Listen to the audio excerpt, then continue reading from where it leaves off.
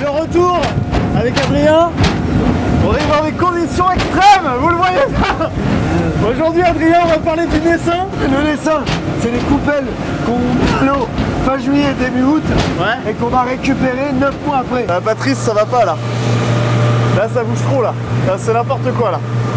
Bon, je vais te montrer, Patrice. On est à peu près 800 ostréiculteurs en Charente-Maritime. Il y en a qui font que du naissin, il y en a qui font que de la production, il y en a qui font que de l'emballage. On est vraiment plusieurs à vivre de ce territoire et que chaque action de chaque ostréiculteur va faire qu'on, tous ensemble, on va pouvoir faire que ça soit possible. On met des actions en commun pour faire que notre métier existe ici. Donc là, Ronan, tu es devant les coupelles. Ouais. On les a mis à l'eau. Ça a capté du naissin au début qui était microscopique. Ouais. Et là, plusieurs mois après, tu vois la taille, vraiment, tu vois commencer à apparaître l'huître. L'évolution, ouais. Donc tu vois qu'elle est régulièrement en train de pousser ici. Ouais. Donc là, on va venir prendre les coupelles, les défaire à l'établissement, les mettre en poche, retourner sur parc et commencer notre élevage. Le fait de la décoller de son support et de la mettre en poche, après l'huître, elle va prendre du volume, prendre du coffre. Elle va prendre sa forme et qu'elle va commencer vraiment à être de plus en plus charnue. Exactement, quand tu vois les huîtres sur les rochers ou partout autour, elles sont très plates. Ces coupelles qu'on utilise ici dessus, c'est du biosourcé. Avant, en fait, c'était du plastique et maintenant, c'est du biosourcé. Donc le biosourcé, on les a fait tout simplement avec la coquille d'huître qu'on a mélangé avec le plastique de nos poches usagées. La coupelle biosourcée, c'est quand même une grande avancée. Ah ouais, c'est génial. Là, sur nos coupelles, on voit des moules. Oui, exact, c'est ce que je suis en train de regarder là. Donc ça, tu vois, le bassin de Marais-Oléron, on a la chance d'avoir du captage d'huîtres et du captage de moules. Ça nous pose problème au cours de l'élevage.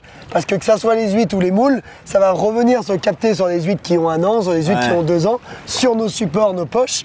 Et en fait, ça va alourdir notre poche. On essaye d'éviter ces moules, donc on peut les éviter par des chocs thermiques et tout, ou sinon de les mettre dans des parcs qui sont très hauts et qui ne captent pas d'huîtres ou de moules. Une huître fait des millions de larves, donc en fait c'est impressionnant le nombre de naissins d'huîtres qui va sortir en une année. Tu auras à peu près 20, 30, 40% de ces huîtres que tu vois là qui arriveront à taille marchande. Les autres mourront au cours du processus, ce qui est tout à fait naturel. Paul et Louis, c'est le nom du bateau? Ouais, bah oui, tout simplement parce que c'est mes neveux. Et généralement, tous les bateaux, chez nous, on les appelle par les prénoms de nos enfants. Bah ouais, attends, mais ça tombe bien que tu dises ça, parce que je me souviens de ce que tu m'as dit quand on était au chaland, la petite Amélie. Moi, je vais parler de quelque chose avec ton père. Adrien m'a gentiment emmené sur un chaland qui s'appelle la petite Amélie, donc ta fille. Oui. Voilà. Oui. J'ai demandé à Adrien très sagement, et du coup, j'imagine qu'il y a un chaland qui s'appelait le petit Adrien. Il m'a dit oui. Mais mon père l'a vendu. On a réussi à s'en débarrasser. La grève, en fait, c'est l'ancien, il y a à peu près 50 ans, c'est là où toutes les cabanes ostréicoles étaient. Et c'est que des petites cabanes et il y avait un chemin de fer.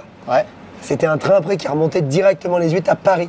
Ah oui, d'accord. Et en fait, c'est le fameux dicton des mois sans air, de consommer les huîtres les mois sans air est né.